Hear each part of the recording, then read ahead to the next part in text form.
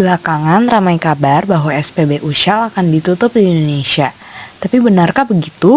Sebelum kita bahas lebih jauh, yuk pahami dulu sedikit tentang ekonomi mikro, biar kita bisa lihat kasus ini dari sisi yang lebih cerdas.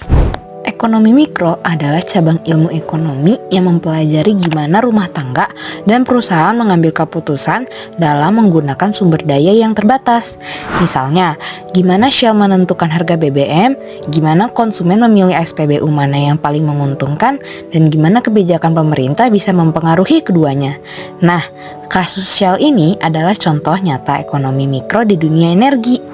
Shell memutuskan menjual bisnis SPBU-nya di Indonesia ke konsorsium lokal. Artinya kepemilikannya berubah, tapi SPBU-nya masih bisa tetap pakai nama Shell karena ada perjanjian lisensi. Jadi bukan tutup, tapi berpindah tangan. Shell sendiri masih beroperasi di Indonesia, tapi kini fokus pada energi masa depan seperti efisiensi dan bahan bakar rendah emisi. Alih kepemilikan ini terjadi di tengah krisis stok BBM akibat kuota impor yang menipis. Beberapa SPBU Shell sempat kekurangan pasokan sementara. Tapi menariknya, para karyawan tetap kreatif. Mereka menjual minuman dan snack supaya pemasukan tetap jalan.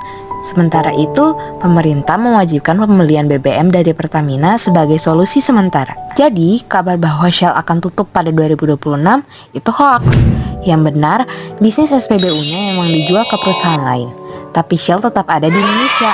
Fokusnya sekarang adalah inovasi energi bersih dan berkelanjutan.